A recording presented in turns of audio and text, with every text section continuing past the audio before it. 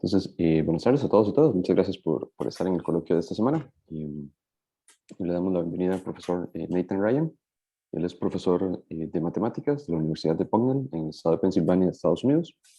Su principal área de investigación es la teoría de números, los aspectos computacionales de funciones y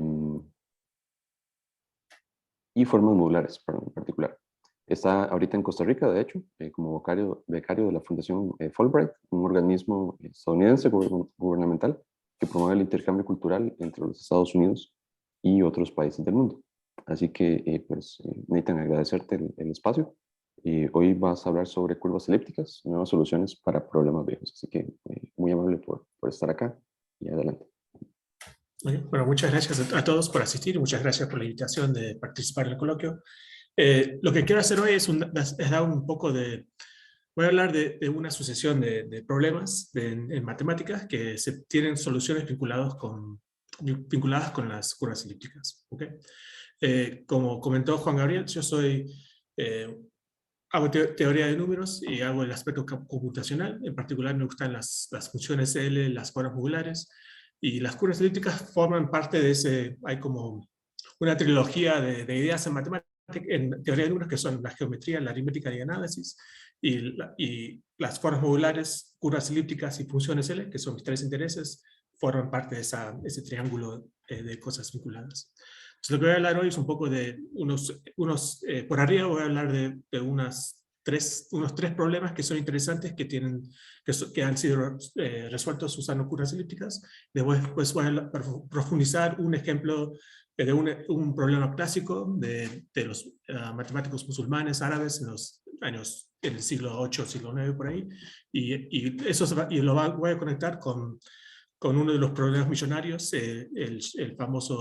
la famosa conjetura de Purchase-Merton-Dyer. Entonces vamos a ir de un problema elemental de teoría de números y geometría, y vamos a llegar a una conexión con un problema que es un problema millonario. ¿Okay? Antes de empezar, voy a compartir en el chat, tengo el vínculo para las diapositivas que estoy usando hoy, si alguien quiere bajar para seguir en su propia computadora. ¿Okay? Ok, entonces voy a compartir la pantalla y ya empezamos. Ok. Entonces, los problemas que vamos a hablar hoy son el último teorema de Fermat, vamos a hablar de la criptografía, y vamos a hablar de una relación entre las matemáticas y el arte, una pintura de Escher, de M.C. Escher, y después al final vamos a profundizar esta idea de hablar de lo que es un número congruente. ¿Okay? Esta palabra congruente tal vez les hace pensar en congruencias módulo n, pero no tiene nada que ver con eso, tiene otra etimología que no tiene nada que ver con eso. Pero vamos a hablar de eso, que es el problema clásico de Fibonacci y de sus antecedentes. ¿Okay? Entonces, primero tengo que dar por arriba por lo menos una definición que es una curva elíptica. Hay varias definiciones, hay una definición formal que se dice que es una curva algebraica proyectiva no singular, o sea, una definición más general, pero para nosotros, para hoy, es suficiente pensarlo como un polinomio cúbico, como donde es y al cuadrado igual a un cúbico, y la idea es que el discriminante del cúbico sea no cero, o sea, que sea no singular. ¿Okay? Y acá hay varios ejemplos de los que son las curvas elípticas. Se ve que, por ejemplo, a veces tiene tres raíces diferentes reales, o tiene un cúspide, algo así, pero en general es algo de esta forma. Es un polinomio cúbico y al cuadrado igual a x al cubo más una parte lineal. ¿Okay? El tema es que esta es la primera clase de curvas que son difíciles de entender completamente sus soluciones. Por ejemplo, una ecuación lineal sobre los enteros o sobre los enteros módulo n se conoce muy bien cómo encontrar todas las soluciones. Un polinomio cuadrático igual sobre z o z módulo nz, cualquiera, se entiende muy bien las soluciones. Este es el primer ejemplo donde es mucho más interesante y mucho más complicado entender las soluciones a una curva de este tipo. Y de hecho, una definición de la teoría de números es entender soluciones a ecuaciones polinomiales sobre los enteros o los enteros módulo n. ¿Okay? Entonces es el primer ejemplo donde las cosas se ponen un poco más interesantes y un poco más difíciles. ¿Okay? Entonces una primera aplicación, tal vez es la más famosa, el último teorema de Fermat,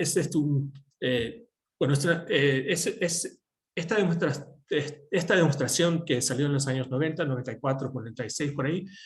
Yo me gradué de la universidad en esa época, y entonces eso me llamó mucho la atención, y esto es la razón por la cual trabajo en este área de teoría de números. Y lo que dice el teorema de Fermat es, si tengo un entero mayor o igual a 3, esta ecuación, a a la n más b a la n igual a c, no tiene solución no trivial. ¿Qué es una solución trivial? Sería si uno de los 3 fuera 0. ¿Sí? Por ejemplo, 0 a la n más 2, perdón, 0 a la 5 más 2 a la 5, obviamente es igual a 2 a la 5.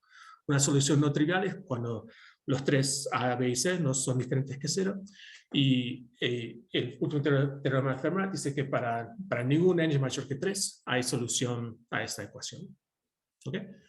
Al contrario, para n igual a 2 ya sabemos que hay infinitas soluciones. Por ejemplo, es fácil de ver que, por ejemplo, 3, 4, 5 es una solución, pero también 30, 40, 50, 300, 400, 500, etc. Esas son soluciones. O sea, en el momento que tenemos una solución, para n igual a 2 tenemos infinitas soluciones.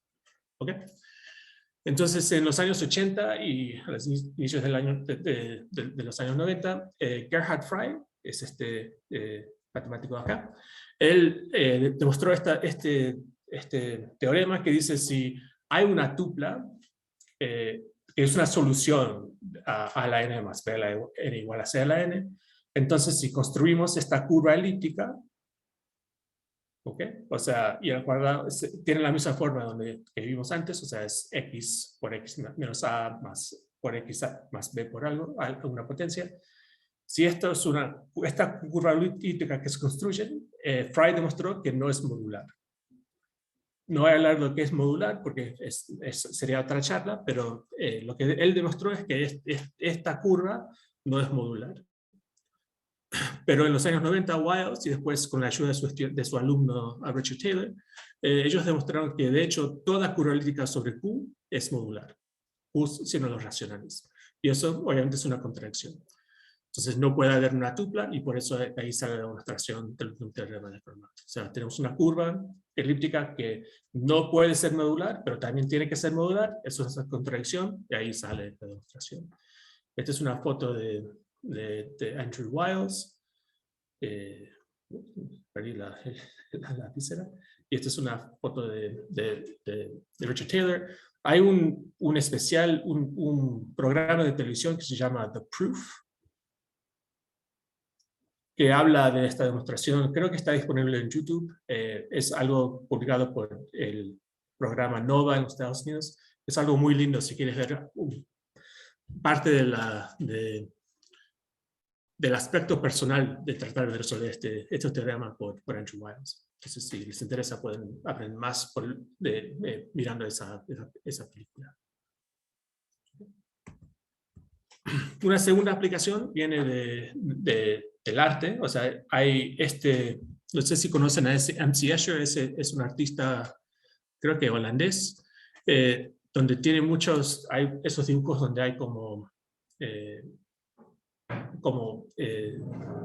discos hiperbólicos, donde hay como imágenes de diablos y ángeles metidos entre ellos, intercalados, y se van achicando mientras se acerca la circunferencia del disco hiperbólico.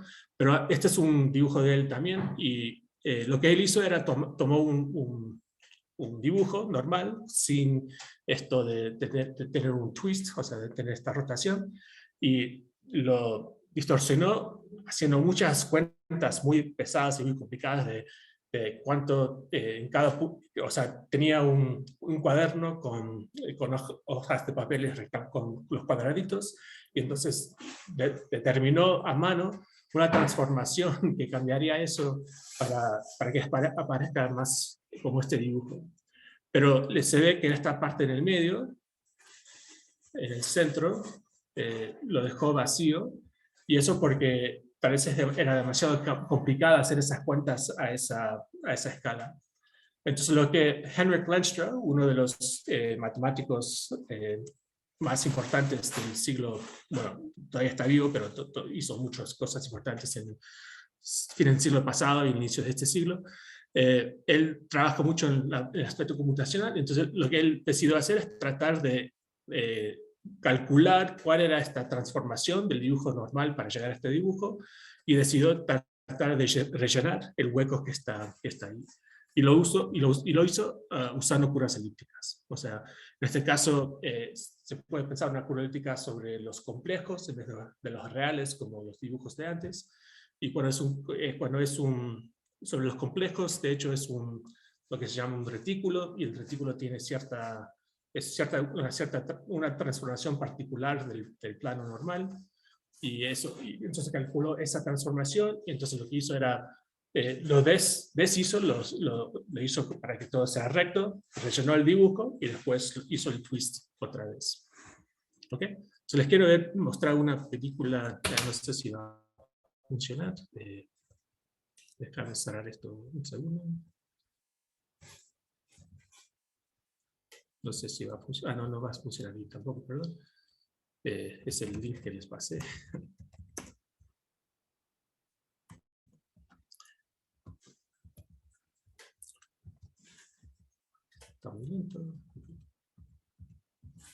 Para mostrarles cómo funciona.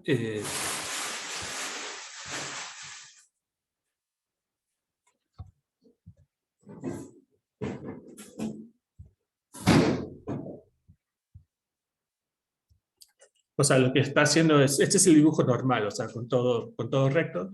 Entonces, se ve que tiene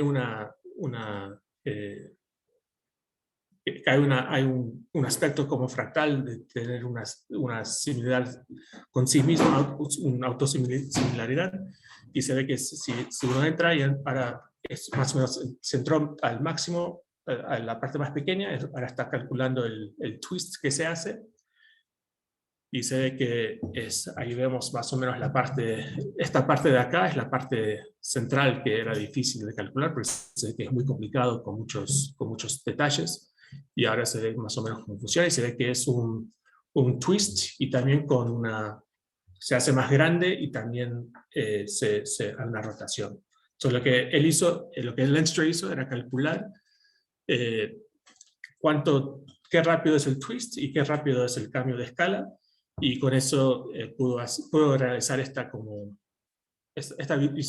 visualización de esta obra de arte de M.C. Escher. Okay. Puedo pasar mucho tiempo mirando porque me parece muy lindo, muy hipnótico casi. Okay. Ups.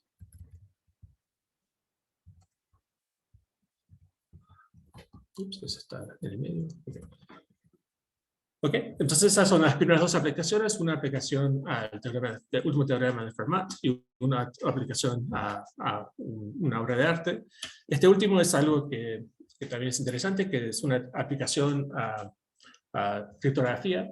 O sea, lo que uno puede hacer es definir, o sea, aunque sea una curva, tiene esta existencia geométrica, también tiene una existencia, un aspecto algebraico, y en particular lo que es ese aspecto algebraico es que se puede definir una suma de dos puntos. O sea, si tomo el punto P y el punto Q y dibujo la recta que pasa por P y Q, y después encuentro este punto R y si hago la reflexión abajo, esto sería el punto P más Q. ¿Okay? Igual acá si tengo el punto Q, y este dibujo tiene que ver con Q más Q, o sea, lo que estoy diciendo es si estoy sumando el punto con sí mismo, no hay otro punto de intersección. Entonces, lo que hacemos, tomamos la recta tangente y calculamos esa intersección, y tomamos la reflexión, acá esto sería el punto Q más Q. ¿Okay? Este punto 0 es el punto del infinito, o sea, se ve que este punto P más Q, o sea, dibujamos esta recta vertical, No hay una tercera intersección con la curva, pero si lo pensamos como una curva proyectiva, hay un punto del infinito y ahí está la intersección. Entonces se ve que P más Q en este caso es igual al punto nulo, o sea, el elemento nulo que es el punto del infinito, y de hecho que se puede pensar que Q es igual a menos P. ¿Okay? Y acá está el caso particular, si tomamos la tangente vertical en el punto P, se ve que P más P es igual al punto infinito, o sea, este es un punto de orden 2 en este grupo. ¿Okay? ¿Y cómo se calcula este ley de grupos? Es un ejercicio en álgebra de colegio, me parece, pero lo que uno hace es que bueno, se encuentra el pendiente de la recta, en la tercera intersección cambia hacer una coordenada con el negativo, por ejemplo, y eso nos da la suma de P más Q. Pero es una suma, se puede pensar como una suma formal, o sea, solo lo que toma como entrada los puntos, las coordenadas del punto P y el punto Q, y calcula algo que es el punto P más Q. Y las operaciones involucradas son solo la suma, resta, división, multiplicación, así que no hay nada muy raro para despejar estas fórmulas. Entonces lo que se puede hacer es hacer las mismas cuentas sobre un cuerpo finito con P a la K elementos. O sea, las fórmulas son solo sumar, restar, multiplicar y dividir. Entonces si tenemos, en vez de pensar los puntos sobre R, se puede pensar de los puntos sobre cualquier cuerpo y se puede hacer esas mismas cuentas, usan las mismas fórmulas. Entonces se puede definir una suma, se puede definir fórmulas para sumar los puntos P y Q, donde la curva elíptica se piensa, en vez de tener X e Y como puntos reales o racionales, se puede pensar que son parte de este cuerpo finito. ¿Okay? Entonces, con eso se puede definir una operación de grupo también. Y algo que pasa mucho en la criptografía es que lo que buscamos son funciones trapdoor, funciones que van en una sola dirección, que es fácil de hacer en un sentido, pero difícil o supuestamente casi imposible de hacer en la otra dirección. Por ejemplo, es fácil multiplicar dos números, pero es difícil factorizar. Y eso forma la base del sistema RSA, el sistema RCA, por ejemplo.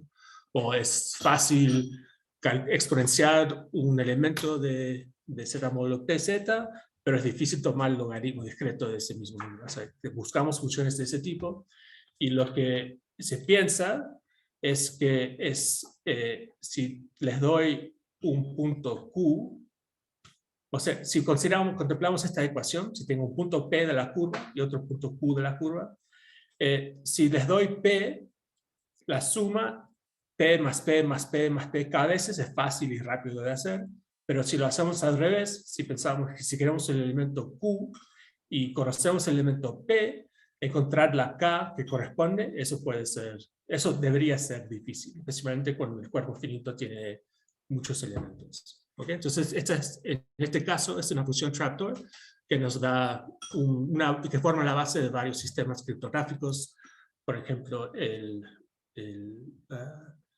ECC, Elliptic Curve Cryptography, también inventado por Neil Koblitz, que es este señor de acá, y también por Victor Miller, pero también optimizado mucho por el mismo Lenstra que les comenté antes. Y también se puede hacer firmas digitales. Hay un Elliptic Curve Digital Signature Algorithm que te deja firmar documentos digitales usando curvas elípticas, así que están en todos lados en el mundo criptográfico. ¿Okay? Entonces, para mostrarles un poco de cómo es, o sea, si tengo una curva elíptica ahí a la derecha, pero si empezamos con los coeficientes en un... O sea, perdón. La curva elíptica tal vez tiene mucha estructura sobre R o sobre C o sobre Q, pero se ve que los puntos son muy aleatorios, se parecen muy aleatorios si lo pensamos sobre un cuerpo finito. O sea, que hay menos estructura en los puntos que se ven comparado con los puntos sobre R o sobre Q. Entonces, eso es por qué se piensa que es difícil, porque esta función de sumar puntos, un punto con sí mismo muchas veces, no se puede predecir muy bien dónde va la suma al final. ¿Ok? Entonces, esos son tres, para mí, aplicaciones interesantes de las curvas elípticas. Tomo una pausa a ver si hay unas preguntas. No puedo ver el chat, así que no sé si hay preguntas ahí o si si quieren abrir el micrófono y pueden hacer una pregunta antes de empezar con la parte principal de la charla. En el chat no hay preguntas. Ok, entonces seguimos entonces. Ok, entonces ahora lo que voy a hacer es hablar del problema en que nos vamos a enfocar. Y de hecho, este es el primer problema que yo trabajé o sea, mi primera publicación está basada en este problema. Entonces, ahí tiene es algo muy importante para mí. ¿Ok? Entonces, ¿cuál es el problema? El problema es este. O sea, la idea es, si les doy un triángulo rectángulo con lados racionales, en el futuro lo voy a llamar, para ahorrar tiempo, lo voy a llamar un rectángulo racional. Oh, no, perdón, un triángulo racional.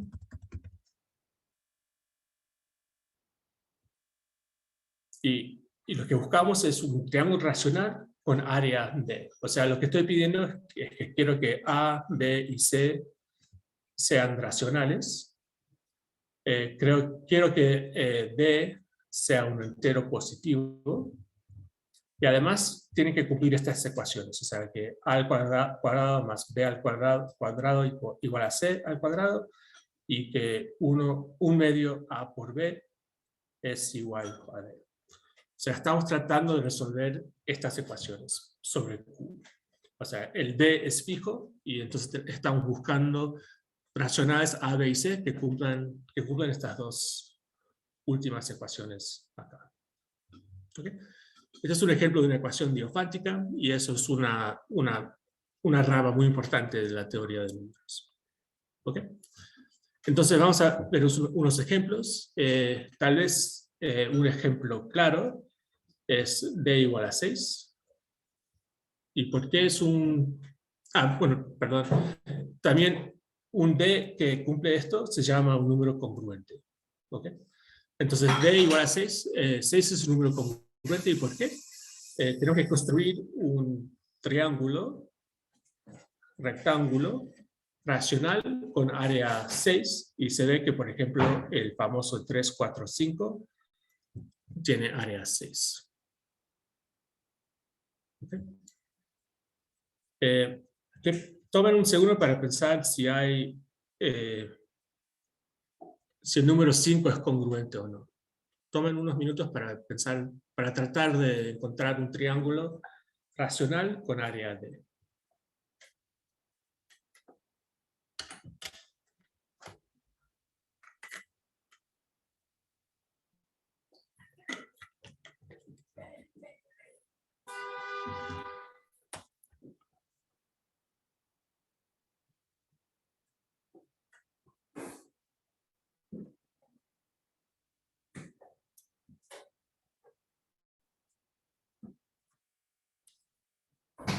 Y si me acuerdo bien, el ejemplo de D igual a 5 creo que era un problema en un concurso diseñado por Fibonacci.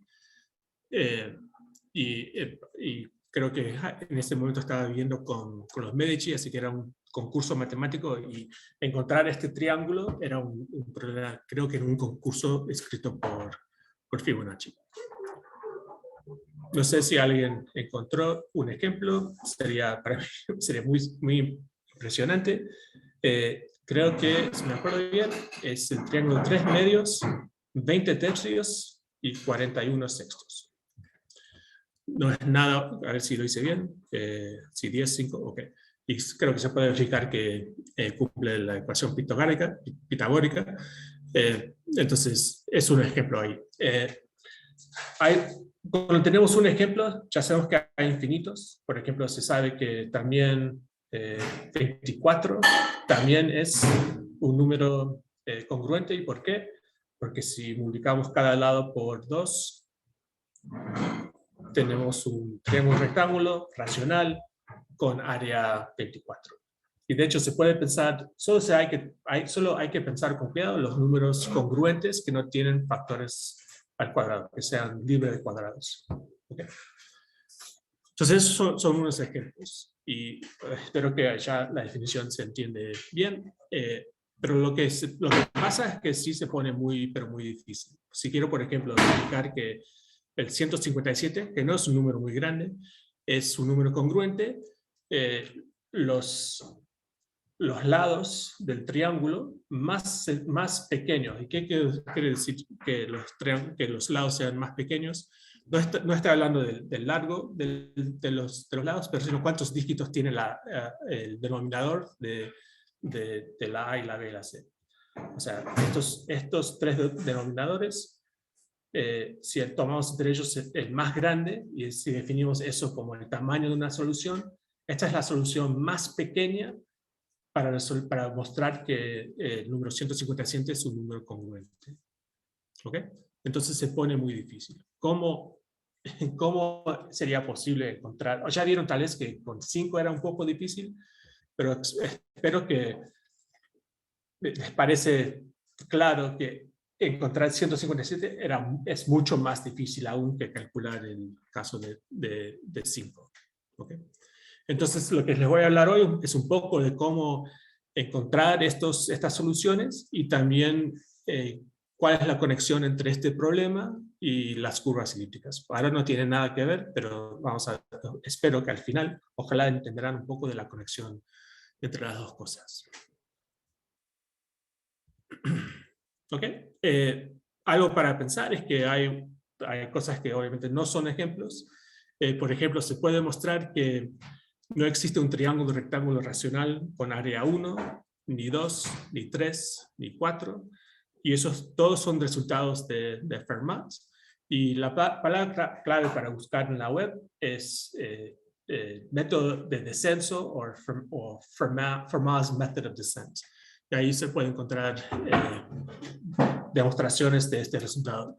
Lo que pasa más o menos es si se supone que hay una solución que da área 1, se construye y tomamos si se toma entre todas las soluciones la más pequeña, en otro sentido, entonces lo que uno hace es construye una solución más pequeña usando el mismo método, y eso es una contradicción. O sea, encontramos una solución más pequeña que la más pequeña, entonces no puede seguir. Eso es más o menos la idea detrás de la demostración. Hay más detalles, obviamente, pero esa es más o menos la idea. Okay. Entonces, ¿cómo se puede generar números congruentes? Aquí les presento un algoritmo muy malo para generar los números congruentes. Lo que se puede hacer es usar la fórmula famosa para los triples pitagóricos, y de ahí iterar o sea, se sabe que un triángulo rectángulo con primitivo, o sea, que el máximo común divisor de K y L es igual a 1, se sabe que todos los lados, esto es K al cuadrado menos L al cuadrado, esto es 2KL, y esto es K al cuadrado más L al cuadrado. O sea, tenemos una parametrización de todos los triángulos, rectángulos. Entonces lo que se puede hacer es iterar por valores de K más L y construir todos los triángulos rectángulos con K y L, y después se calcula K, o se elige K y L, se genera, por ejemplo, un triple que usando la fórmula de los triples pitagóricos, se calcula el área, y eso nos da un número congruente. ¿Okay? Lo que pasa en este paso es que miramos la parte libre de cuadrados. ¿Okay? Entonces, si empezamos con 2 y 1, se ve que nos da el triángulo 3, 4, 5. Calculamos el área y sacamos los cuadrados, y eso nos da exactamente el número 6, que sí es congruente como vimos antes. Igual, si seguimos con 4, nos da este triángulo 5, 8, 17. El área es 60, sacamos el cuadrado, que es un 4, y nos quedamos con un 15. ¿Okay? Entonces seguimos así. ¿Y por qué digo que es un algoritmo muy malo? Hay varias razones. Una cosa que se ve es se repiten los valores. Eso es otro problema para contemplar, cuándo se van a repetir los valores. Y también no es muy sistemático, o sea, si seguimos, o sea, vamos de 6, 15, 30, 210, bajamos a 5, subimos, y por ejemplo, no se sabe cuándo va a aparecer algún número. Si queremos, por ejemplo, cuándo aparece 53, si pongamos que es un número congruente, se puede predecir cuándo en la tabla va a aparecer, y me parece, tal vez alguien se puede decir algo diferente, pero me parece a mí que no, porque, por ejemplo, para calcular, para probar que 53 es congruente, hay que elegir k igual a este número de no sé cuántos dígitos, de 10 dígitos, y L igual a también de 10 dígitos. O sea, hay que esperar un montón de tiempo hasta llegar a un número muy pequeño como 53. ¿Okay? Pero sí es el algoritmo, porque en general nos va a dar todos los números congruentes, pero no es muy sistemático, y eso lo hace muy malo como un algoritmo. ¿Okay? Entonces lo que queremos es un método mejor para deducir si el número es congruente o no. Y acá entra la solución de Gerald Tunnell, que es un matemático bueno, era, no sé si todavía está ahí, en Rutgers University, en Nueva Jersey, en los Estados Unidos. Y él demostró este teorema y también tiene esta conjetura. ¿Okay? O sea, tenemos estos dos números, este número n y este número m. Y hay dos casos. Si d es impar, este número es d sobre a, y si d es par, usamos el número d sobre 2. ¿Okay? Y el teorema de Tunnell dice que si n, este número, esta cantidad de soluciones a esta ecuación, es diferente que 2 veces la cantidad de soluciones a esta segunda ecuación, entonces no hay un triángulo racional con área D, o sea, el número D no es congruente. Y una conjetura de Tunnell dice que si son iguales, si n es igual al doble de la cantidad de soluciones a esta segunda ecuación, dice que sí hay un triángulo racional con área D. Y esto como algoritmo es muy lindo. O sea, es un algoritmo muy eficiente para, hasta que, no muy eficiente no en el sentido tal vez muy técnico, pero mucho más eficiente que el algoritmo malo que les mostré antes. ¿Okay? Entonces vamos a tratar de entender esto con unos ejemplos. Si vamos a mirar la conjetura, por ejemplo, ya sabemos que 6 es un número congruente, porque construimos explícitamente el triángulo. Vamos a contar las soluciones n y contar las soluciones de m y ver si tenemos esta igualdad.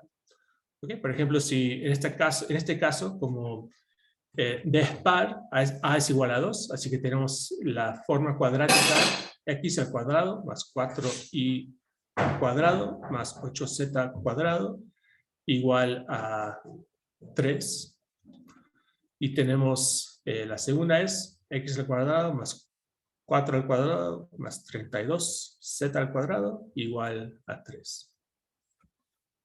¿Okay? Entonces vamos a contar soluciones. Se sabe que como d es igual a 3 y tenemos 3 números positivos, la x más grande que se puede elegir es raíz de 2, perdón, raíz de 3. Entonces se ve que si tratamos de encontrar una solución, si ponemos x igual a 1, o estos dos son 0, que no son igual a 3, o estos dos son 1 o más grande que 1, entonces nos da algo demasiado grande, mucho más grande que 3. Entonces, y no podemos elegir algo no 0 para y y z, así que las únicas opciones son x igual a 0 o 1, y vemos que ninguno de esos dos funciona, y igual acá. O sea, se ve que en este caso es igual a 0, m también es igual a 0, 2 por 0 es igual a 0, así que se cumple esta igualdad, y dice que sí hay triángulo racional con área D. ¿Okay? Se puede hacer algo parecido con 1 si queremos verificar que 1 no es congruente, y este sí sería no un teorema, no una conjetura, pero sí un teorema. Tenemos estas ecuaciones, y otra vez si calculamos el n y el m, ¿qué es lo que pasa? En este caso, otra vez, y y z tienen que ser 0, porque si son algunos ceros nos da algo más grande que 1, así que las únicas opciones son x igual a 0 o 1, y se ve que 1, funciona en cada caso. Entonces n es igual a 2, porque tenemos 1, 0, 0 y menos 1, 0, 0. M es igual a 2, porque igual tenemos 1, 0, 0, menos 1, 0, 0. Entonces, como 2, no, 2 por 2 no es igual a 4, perdón, no es igual a 2, o sea, 2 por m no es igual a n, tenemos que no hay un triángulo racional con área D, y eso demuestra que 1 no es congruente. Nathan, perdón, Daniel levantó la mano, no sé si Sí, le por podemos... favor. Ajá, gracias. Hola, Nathan, una consulta. Sí. La ecuación, digamos, la ecuación para m es igual que la de n, solamente cambian lo de z, ¿verdad? Sí, exactamente, no hay ninguna digamos, diferencia. Sí, sí. Digamos, si cambia por un factor ahí de 4, ¿verdad? Entonces, o sea, la solución, o sea, si uno tiene una solución para la de n, no, para la de... Sí, para la de n y la multiplica por 2, le da una solución para la de m, ¿verdad? O sea, si uno tiene x, y, z, uno tendría x, y, 2z para la de m, ¿verdad? Sí, sí. Digamos, lo que está diciendo es entonces que hay soluciones para n con z impar. O sea, es eso lo que es eso lo que capturaría la diferencia entre las cosas, ¿verdad? Sí, sí, me parece que sí, o sea, Ok. que depende totalmente de la z, ¿no? O sea, Ok, sí, sí. ok. Muchas gracias. Okay. No. Entonces, si miremos algunos datos, se ve que si defino A con el máximo común divisor de D y 2, o sea que es 2 si D es par y 1 si D es impar, pues acá tenemos los N y el N y el M, y acá tenemos unos datos para 1, 2, 3, 5, 6, 7, 11, 41, etc. Y se ve, por ejemplo, según la conjetura, como en este es el caso del 157, así que según la conjetura debería tener un triángulo, traen 42, 11 no tiene porque no es el doble, y hay muchos que son 0, y de hecho se puede mostrar que si D es 5, 6 o 7 mol 8, siempre tenemos un 0 en 0, así que hay cosas por ahí también que se pueden mostrar, casos particulares según familias de congruencias y cosas así. Y solo estamos mirando esta tabla, los números primos y los números libres de cuadrados, porque hay una relación, o sea, porque si no es libre de cuadrados, ya vimos una solución primitiva antes, así que solo nos estamos enfocando en esos ejemplos. Por eso el 8 no está, el 4 no está, etc.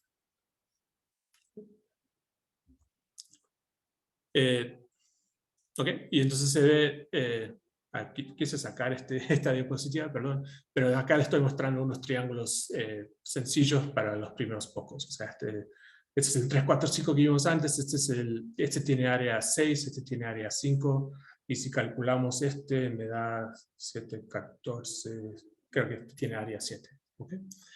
Entonces, lo que no les he dicho todavía es cómo verificar cómo encontrar los lados del triángulo. Pero ahora tenemos un método, por lo menos, para resolver el problema de decisión. Si les doy bajo una conjetura de Tano, tenemos un algoritmo para decidir si un número es congruente o no. No es una demostración, ese algoritmo no es constructivo, o sea, no nos da los lados del triángulo, pero nos deja decidir si es un número congruente o no. Okay. Entonces, es una conjetura que si D es positivo y libre de cuadrados, y D es 5, 6 o 7 módulo 8, que sí hay un triángulo racional con área D. Y se ha verificado, tal vez esto se ha cambiado, pero la última vez que vi, se ha verificado hasta 10 a la 6, para todo D hasta 10 a la 6. ¿Okay? Y eso viene del hecho de que es la conjetura de Tunnell, pero en el caso cuando D es igual a esos números, y como estaba diciendo Daniel, con ciertos módulos se puede ver que N y M es igual a 0, entonces más o menos por ahí va la demostración. Pero no se sabe porque la conjetura de Tunnell no se ha demostrado, todavía sigue siendo una conjetura. Pero sí, lo que sí se ha hecho es para primos, que son 5, 7 módulo 8, que sí hay un triángulo racional con área P. Okay. Entonces esos son algunos avances en la dirección de demostrar esas conjeturas.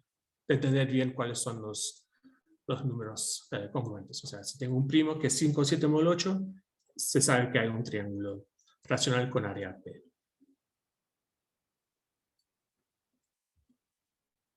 Ok. Entonces ahora vamos a hacer una traducción. Lo que no puedo hacer en esta charla es motivar de dónde vienen estas ecuaciones, pero sí se puede motivar. Si alguien tiene interés, me puede escribir un correo y les puedo pasar unas pistas de cómo encontrar estas ecuaciones. Pero más o menos se basa en esto. O sea, si tengo un triángulo racional con área D, o sea, el área de este triángulo es D, entonces si defino X como este producto, un medio A por A menos C y Y como un medio A al cuadrado C menos A, se ve que es una solución a esta ecuación. Y esta ecuación espero que ven que es una curva elíptica. De ahí va la traducción de triángulos racionales a curvas elípticas. Entonces, por ejemplo, si considero el triángulo 3, 4, 5, tiene área 6, entonces estamos pensando en la curva elíptica x al cubo menos 36x al cuadrado. Se ve que x es igual a 1 medio por 3 por menos 2, sería menos 3, y sería 1 medio a al cuadrado, que es 9, c menos a, que es 2, entonces me da 9. Y podemos ver que el punto 9 al cuadrado, bueno, el punto menos 3, 9, cumple esta ecuación y se puede ver eso usando, espero que no lo hice mal, menos 27, porque es menos 3, menos 36 por 9. ¿Okay? No soy muy bueno a hacer las cuentas. Alguien me puede decir si está bien. Creo que sí está bien, pero sí, creo que eso funciona. No, es que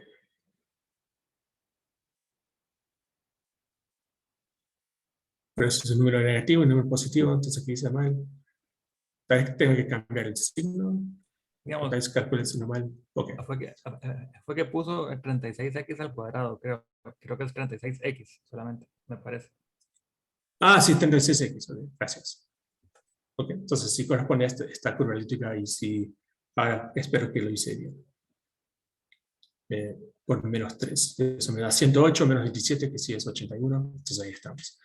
Siempre digo que el álgebra debería ser en privado, pero lo hice en público. Y perdón por este error. Ok, entonces ahí vamos de un triángulo a un punto, en este caso un punto entero, o en general un punto racional, o sea, porque puede ser racional, porque tenemos un medio, A y C son todos números racionales. Vamos de un triángulo a un punto racional en una curva elíptica. Y también se puede ir al revés. Si tengo un punto racional, una solución a esta ecuación, si usando estos datos, el X el y la D, se puede construir un número, un triángulo racional con área D. Y se ve que es área D porque si multiplicamos esto por esto y reducimos usando esta ecuación, nos da D al final, y se puede verificar, espero fácilmente, que usando Pitágoras, que esto es un triángulo rectangular. Un triángulo rectangular.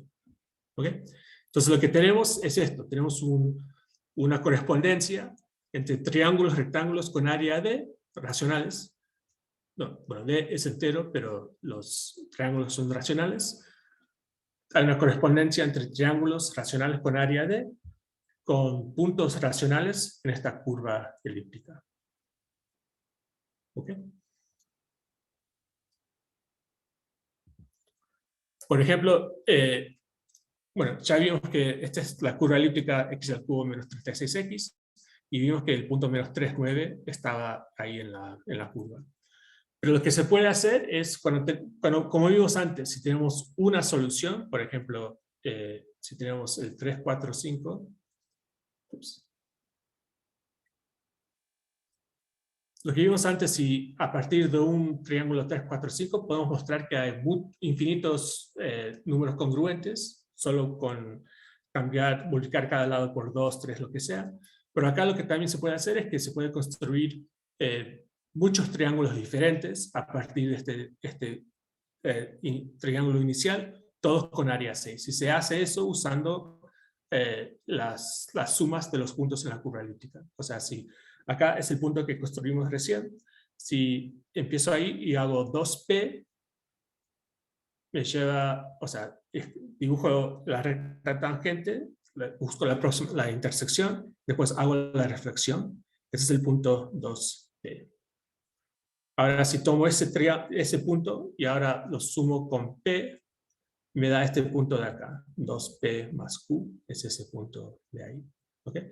Y seguimos así podemos construir infinitos puntos en esta curva elíptica que son puntos racionales, que son soluciones a esta ecuación. Entonces, lo que estamos haciendo al mismo tiempo es construir infinitos triángulos con área 6. Infinitos triángulos racionales con área 6. ¿Okay?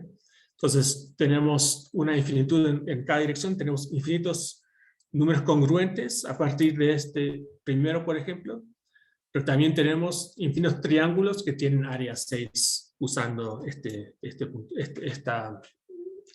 dibujo, este esquema que tenemos acá.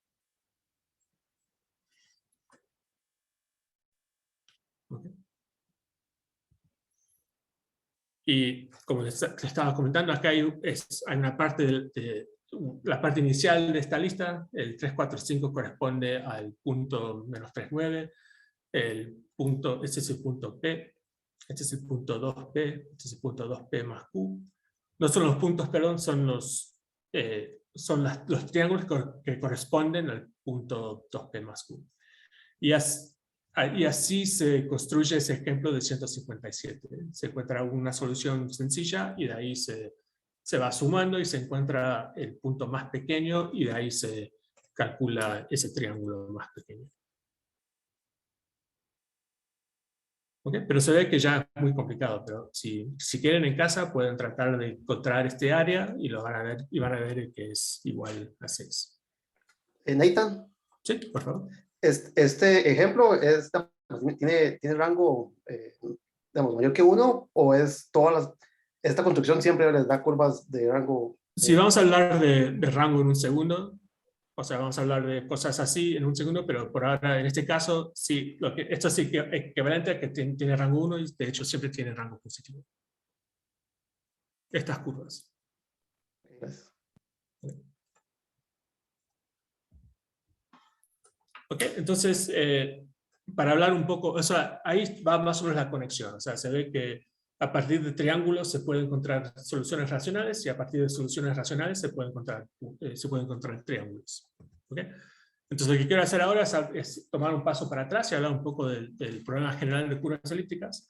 El problema fundamental para curvas elípticas es entender este conjunto de puntos, o sea, las soluciones racionales a esta curva, y acá estamos trabajando en el espacio proyectivo y por eso agregamos un punto al infinito.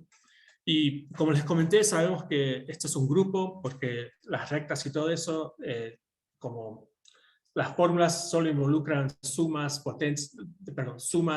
restas, diferencias y multiplicaciones, así que si tomo números racionales, hago esa fórmula, también me da otros números racionales, así que está cerrado bajo esa operación de sumar puntos. Y lo que queremos hacer es buscar los que son los puntos racionales en la curva elíptica. Entonces, por ejemplo, y tal vez entendí mal la pregunta anterior, o sea, si es un número congruente, entonces el rango es igual a 1. Si no, el grupo es finito. Acá se ve, por ejemplo, que este es el caso de d igual a 1, se ve que todas las soluciones racionales son estas 4. El 0, 0, el 1, 0, el menos 1, 0 y el punto de infinito. Se piensa el punto de infinito como un punto irracional para tener un grupo, pues ese es el elemento nulo del grupo. ¿Okay? Y se ve, por ejemplo, que este grupo tiene la estructura de Z2 cruz Z2. Por ejemplo, si hacemos esta cuenta, si bueno, ¿qué es este grupo? Es el grupo 00, la identidad, el grupo 1, el elemento. Entonces lo que se puede ver es, por ejemplo, P más Q es igual a R, así que tal vez podemos asignar esto para que sea P, este para que sea Q y este que sea R, y el punto del infinito es la identidad. Si tenemos ahí el punto del infinito, entonces creo que este es un isomorfismo explícito entre el grupo de puntos y ese grupo Z2 cruz Z2. ¿Okay? Pero algo que se demostró por Mordell en los años 20 del siglo XX, el grupo de puntos racionales es finitamente generada, y también se ve que es un grupo abeliano porque la suma, si la recta es P más Q, es igual, Q más P da la misma recta, así que tiene el mismo tercer punto de intersección. Así que tenemos un grupo abeliano finitamente desgenerado, y eso quiere decir que es una parte infinita y una parte de torsión, una parte finita. Okay, entonces lo que nos interesa más, esta parte, es cuántas copias de Z tiene el grupo de puntos racionales.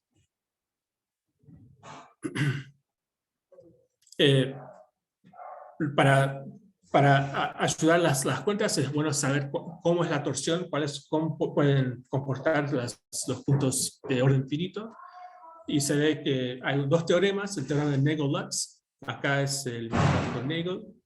Algo interesante para mí, que nunca supe antes de enseñar un curso en cuerdas elípticas, es que Lutz era un estudiante de André Weil. Era un estudiante muy fuerte, pero no se puede encontrar casi nada sobre ella, y es una de las pocas mujeres que trabajaron con Weil en esa época en Francia. Entonces, algo que me gustaría saber más es más sobre ella, porque me parece que hizo muchas cosas interesantes, pero no se sabe mucho de ella. Y también, o sea, tenemos este teorema que dice, si tenemos un punto de torsión, se sabe que los X y los Y son enteros, y además se tiene que, la segunda coordenada es 0 o divide al discriminante de la curva del polinomio. ¿Okay? Y es más, Barry Mazur, que es este señor de acá, él demostró que los grupos de torsión es uno de estos 15 grupos particulares, o sea, es un ZN para estos N, en este caso es el grupo trivial, o también puede ser Z2 plus Z2M por estos 4 valores de N. ¿Okay? Y es más, cada grupo ocurre infinitas veces. O sea, si estamos mirando los elementos, si estamos buscando elementos racionales, sabemos que podemos evitar los grupos que tienen los puntos de torsión, porque es fácil de encontrarlos, porque Y tiene que ser igual a 0, y tiene que dividir eso, y usando eso y la ley la regla de cómo sumar los puntos, usando esto se puede saber si hemos encontrado todos los puntos o no. Entonces es fácil de una búsqueda sacar todos los puntos de torsión. ¿Okay? Entonces se puede probar para nuestras curvas, igual los puntos de torsión hay 4 y forman un equipo de Z2 plus Z2. Pero lo que sí se sabe es que este es un teorema que se puede mostrar que hay un rectángulo racional con área D, sí y solo si el grupo de puntos racionales es infinito. O sea que en esta descomposición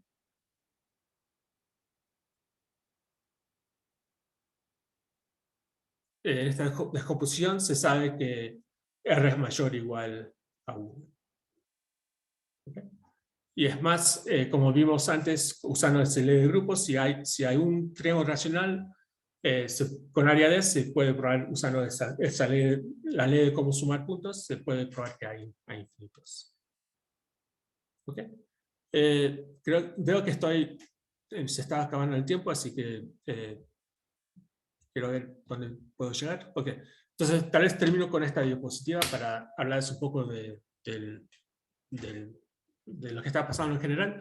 Entonces lo que tenemos es, empezamos con una curva elíptica, E, y se puede asociar esa curva elíptica con algo que se llama una función L, que es una función analítica que usa más, se sabe, para construir esta función L se necesita la cantidad de soluciones de la curva elíptica módulo P, y ahí se forma una suma de Dirichlet y tiene ciertas propiedades analíticas.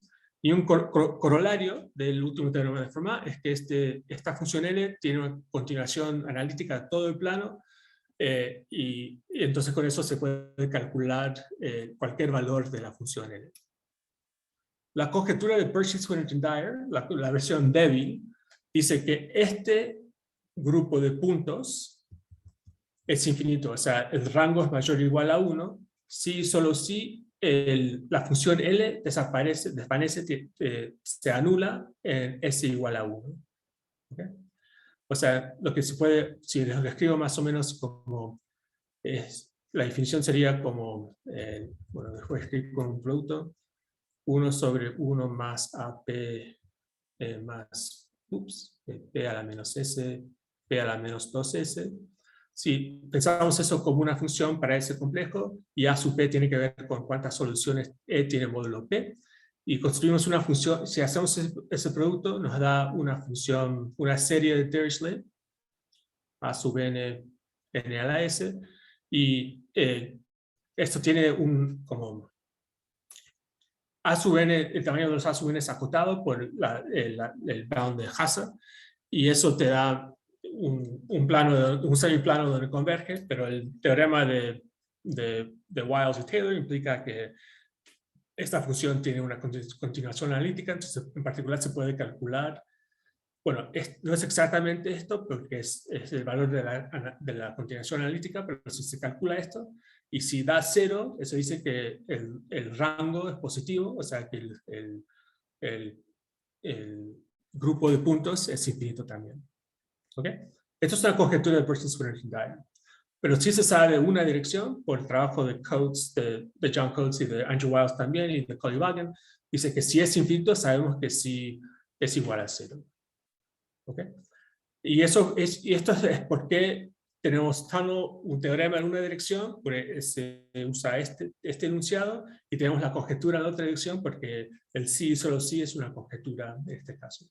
El corolario dice que si existe un triángulo racional de área D, entonces la función L se anula en 1.